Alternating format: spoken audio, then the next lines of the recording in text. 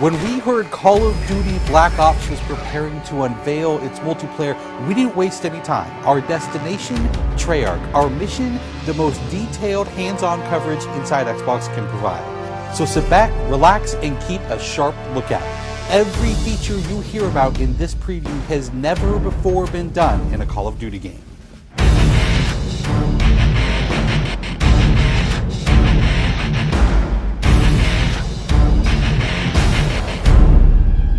We begin where the multiplayer trailer for Black Ops left off, with theater mode.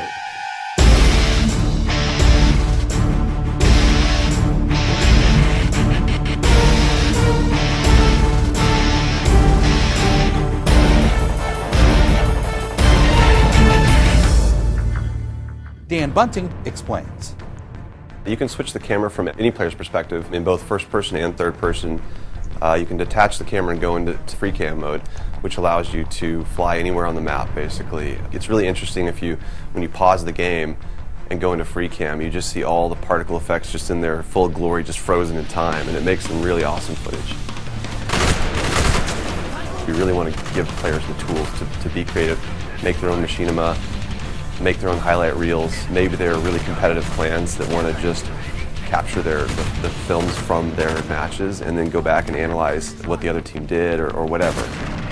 Also brand new to Call of Duty is Black Ops' new currency system.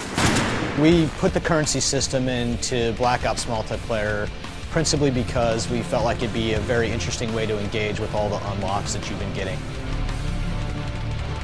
So one of the things that's really fun about currency is instead of being specifically told at a specific level what you're going to get, we're unlocking features by level, but then once the feature is unlocked, you can purchase any component of that feature with the currency directly. Of course, when you got a little currency jingling in your virtual pockets, nothing feels better than putting it on the line against your fellow players. Say hello, everyone, to Wager Matches. When we were developing the Wager Match game modes, we went through a whole bunch of ideas to find the 4 that we were going to use to ship inside the game. And really, if it wasn't people screaming in joy and frustration when they were sitting around the office playing, it wasn't good enough to be a Wager Match.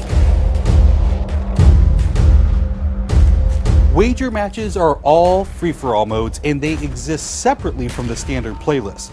They include game modes like Gun Game, where you're in a race to score a kill with 20 different weapons, beginning with pistols and advancing through ever more explosive weaponry.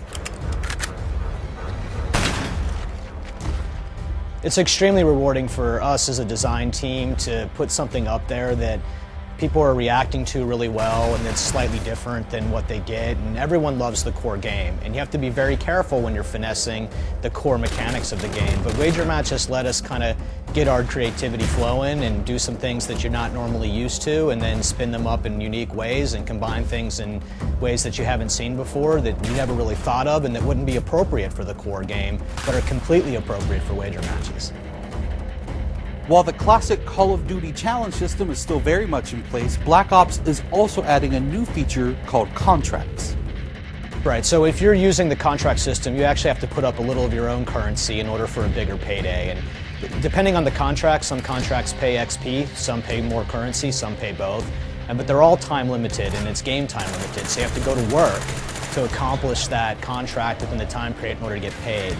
It's different from the challenges, in so much that the challenges some players like to use very aggressively, and they map out their path through the challenge system in order to maximize their XP gains, in order to level faster. And then a whole nother set of players uses the challenges sort of passively. They're there, when you get them they feel good, but contracts gives you a way to directly engage with the content inside the game. It says, hey, I'm an SMG guy, I want SMG based contracts, I'm going to chase my contracts and I'm going to get paid. And that's fun. Another focus for Black Ops is player customization, including things like unlockable face paint, unique perk-specific character models, and a whole lot of weapon customization. We've been we stole the line from Full Metal Jacket, this is my weapon, this is my gun, and we're chanting that around the office as sort of our mantra for this feature. Originally it started with one of our designers he just made kind of an offhand comment one day where he said, you know, I really have a certain attachment to the weapon that's my favorite. I want to make that weapon mine, and that was all it took. So from there it was just, what are the things that are cool? It's like, put your clan tag on your gun, of course. And we've got, the emblem editor by itself is an element of creativity for players. And then the reticles, of course, so why not give people the option to select what kind of red dot they have. Maybe they don't like a dot, maybe they like a circle, maybe they like a triangle, maybe they like a standard crosshair, maybe they just want a line. And then there is combat training, which allows you to get comfortable with the trappings of multiplayer by competing in matches against AI-controlled opponents.